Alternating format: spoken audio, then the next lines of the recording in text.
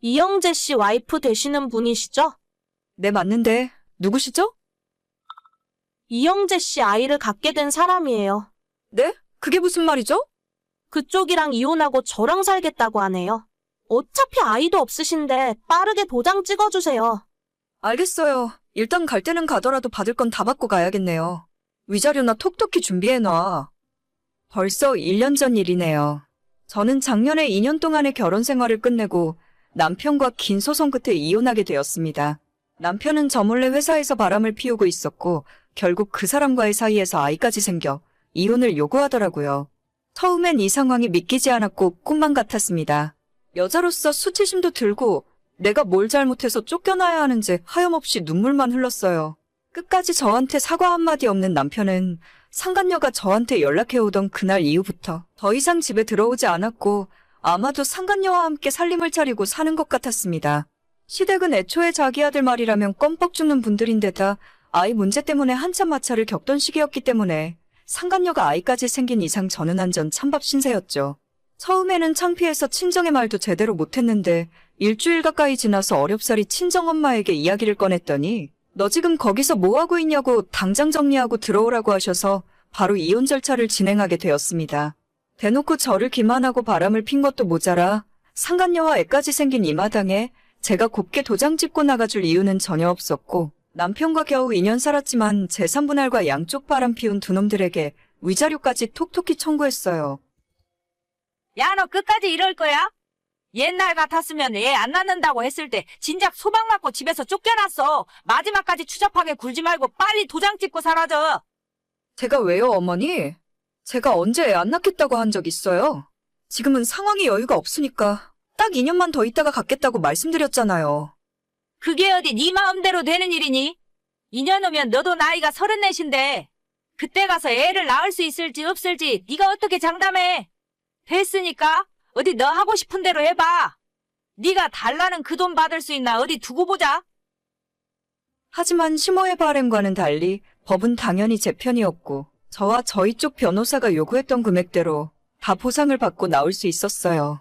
남편의 상간녀는 27살에 사회생활 시작한 지 얼마 안 된 상황이었기 때문에 제가 달라고 했던 위자료 3천만 원을 준비하기 힘들었을 거예요. 나중에 듣기로는 전부 시댁에서 내줬다고 하던데 그만큼 손주가 급하긴 급한 모양이었나 봅니다. 이혼한 마당이지만 전 남편 이야기를 하자면 아는 지인의 소개로 만났고 180이 훌쩍 넘는 훤칠한 키에 30대 중반이라곤 보이지 않을 정도로 깔끔한 동안의 얼굴이에요. 성격도 조용하고 술, 담배도 즐기지 않아서 남편으론 딱이다 생각해서 결혼까지 하게 됐었죠. 하지만 결혼하고 나니 남편의 성격이 완전 마마보이인데다가 시어머니의 괴팍한 성격은 정말이지 숨도 못 쉬게 저를 괴롭히고 압박을 하더라고요. 시모는 완전 생각 자체가 옛날 분이라서 며느리는 이 집안의 종이라고 생각하시는 분이고 시어머니 말씀은 하늘이고 저는 남편과 시댁에 납작 엎드려야 하는 사람이라고 하셨습니다. 그런 집안에서 유일한 아들로 온 식구들의 관심을 독차지하면서 자랐던 남편은 모든 주변 사람들이 자기한테 잘해주는 것을 당연하게 여기고 고마워할 줄도 모르는 사람이었죠.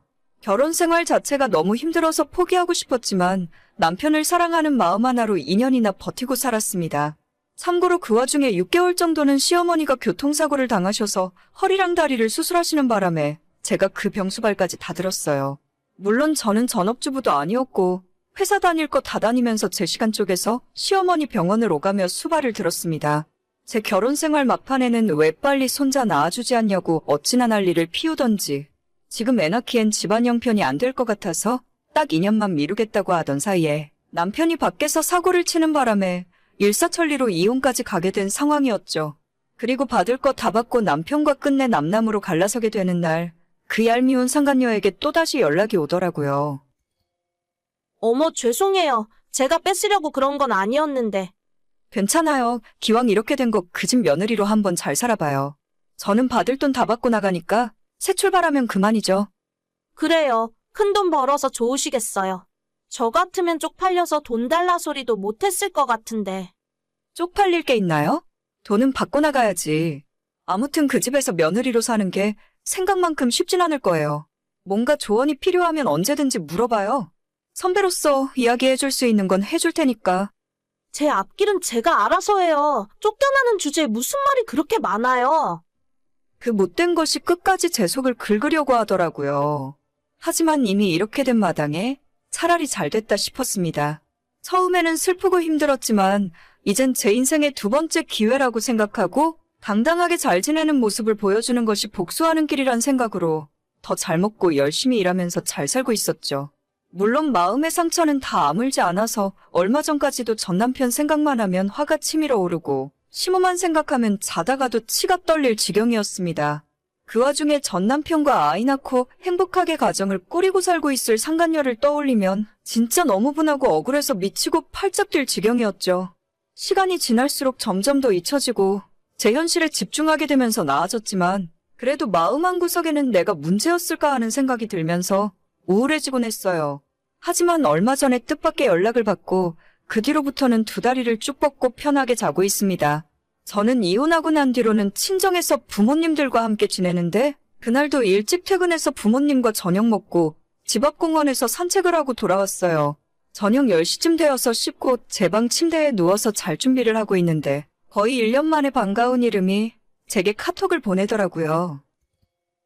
언니, 잠깐 저랑 이야기 좀 할 수 있어요? 무슨 일이에요? 우리가 이렇게 카톡 주고받을 사이는 아닌 것 같은데. 이런 사람이랑 살면서 어떻게 2년 동안 버티고 살았어요?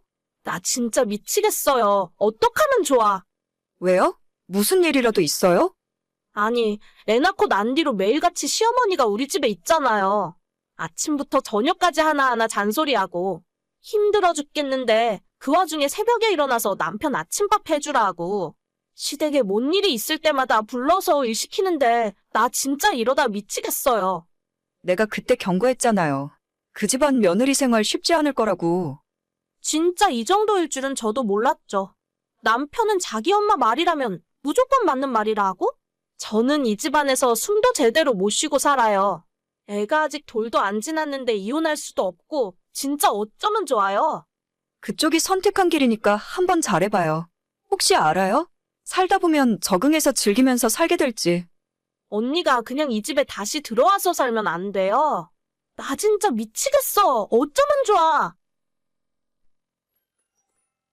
전 남편도 아니라 상간녀에게 다시 연락을 받을 줄은 꿈에도 몰랐습니다. 연락 끊고 난 뒤에 침대에 가만 누워서 생각을 해봤는데 기분이 나쁘다기보다는 너무 웃기고 통쾌한 기분이 계속 들더라고요. 지옥 불구덩이에 자기 발로 걸어 들어오는 줄도 모르고 끝까지 기고만장해서 저를 놀리던 그 모습과 1년 후에 지금의 모습이 비교되면서 더 즐거웠습니다. 저는 그 집안에서 더 더럽고 험한 꼴까지 다 보고 이혼했어요.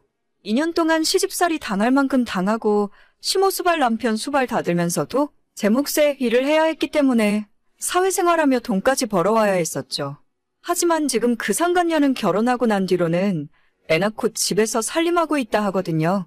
그러면 아직 매운맛을 제대로 보기도 전이라 생각합니다. 저야 애라도 없었으니 빨리 탈출이라도 할 수 있었지. 걔는 갓난아이를 두고서 지가 어떻게 할 수 있겠어요? 가만히 생각해보니 이제는 상간녀에 대한 원망보다는 불쌍하고 측은한 마음이 더 들면서 자기가 뿌린 대로 거둔다는 말이 딱 생각나더라고요. 그쪽 시어머니 성격에 절대 가만 안 놔두고 아침부터 저녁까지 들들 볶을 텐데 애를 봐서라도 마냥 참고 살아야지 이제 와서 다른 방법이 있는 것도 아니잖아요. 남편은 제가 살아봐서 아는데 절대 시어머니 사이에서 아내 편을 들어줄 놈이 아닙니다. 오히려 자기 엄마 말이 맞다면서 더 염장을 지르는 타입이죠. 오죽했으면 이혼한 전 와이프한테 카톡까지 보냈을까 싶은 마음이지만 안타깝게도 제가 도와줄 수 있는 건 전혀 없는 것 같네요. 그때 상간녀가 아이를 갖지 않았다면 지금까지도 저는 남편이 바람피는 줄도 모르고 그 집에서 욕먹어가며 며느리 노릇하고 있지 않았을까요? 평생 비슷비슷한 놈들끼리 얼굴 붉히면서 지지고 볶고 행복하게 살았으면 좋겠어요. 저도 이제는 두 발 쭉 뻗고 사이다를 마신 기분으로 살아갈 수 있을 것 같습니다. 이젠 너무 고마운 마음뿐이고 선물처럼 얻게 된 두 번째 인생을 충실하게 살아야겠어요. 오늘의 사연은 여기까지입니다. 구독과 좋아요, 알림 설정은 정말 많은 힘이 됩니다. 다들 행복하시고 좋은 하루 되세요.